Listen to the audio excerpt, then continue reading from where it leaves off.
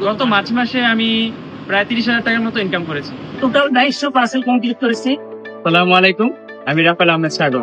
আমি মিনাজুল হক।